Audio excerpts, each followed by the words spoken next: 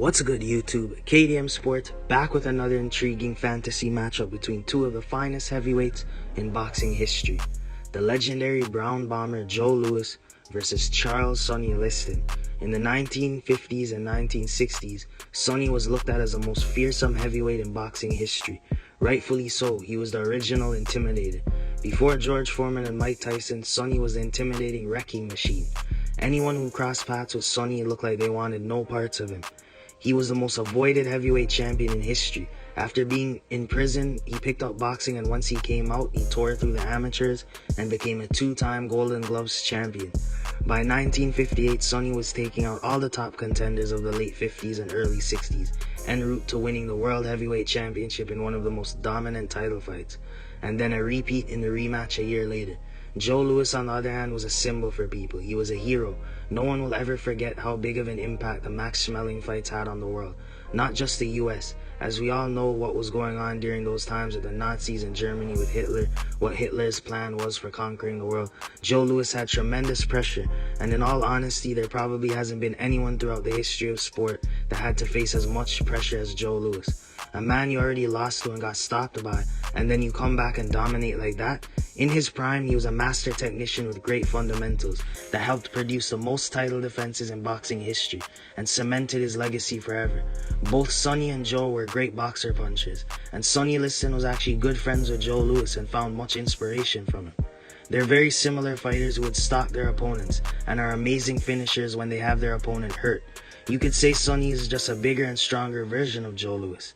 Sonny had a much longer reach than Joe Louis, and that would be a big factor in this fight because Sonny was fundamentally sound. If he can work behind his jab, he'll do that all night long, and those jabs are powerful. Arguably one of the best jabs in boxing history belonged to Sonny Liston. Sonny also could put together combinations once he felt a chink in the armor of his opponent. Joe didn't have the natural gifts that Muhammad Ali had, athleticism and speed-wise, to give Sonny problems.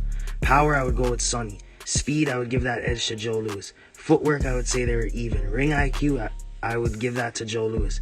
Chin, I would say they were even, given the fact that Sonny went up against one of the greatest punchers of all time and outslugged him. That was Cleveland Williams. Defensive skills, I would give Joe Louis. Physical attributes, Sonny has got that edge. In boxing, sometimes a more skilled fighter doesn't always win. Sonny and Joe are pretty equal, with a slight edge to Joe in terms of fundamental aspects of boxing. What I think is the defining factor, though, is the reach. And anyone knows at the highest level that if a boxer has a high IQ himself and has the ability to use his reach effectively, you're at a disadvantage. And this is the only reason why I think Sonny would win. I think Sonny would impose his skill set on Joe and use his size, strength, and range to keep Joe on the outside. Joe Louis, of course, would have some moments given that he is so skilled and was such an economical fighter. But the problem with some of these old era boxers, they don't have the physical gifts that some heavyweights have throughout boxing history. And I think this is the case for Sonny Liston and Joe Louis. I would say Sonny cruises to a unanimous decision win in this matchup by dictating the pace and occasionally hurting Joe a few times. I think people really undervalue how great of a fighter Sonny Liston was. In terms of skills and physical attributes, you wouldn't find many heavyweights that could match Sonny Liston. Sonny had a 15-inch size fist and had to have boxing gloves specifically made for him. There could be an argument that if Muhammad Ali never existed, Sonny Liston probably would have been the most dominant champion to ever exist in heavyweight history. Prime Ali and Prime Sonny may have been the greatest heavyweights. It's a shame we never got to see Sonny's full potential of what he could have been as a champion. Thank you guys for listening to me talk and share my opinion on some more boxing history and fantasy matchups. Make sure to subscribe, like, share, and if you've got any opinions, feel free to leave it in the comment section below.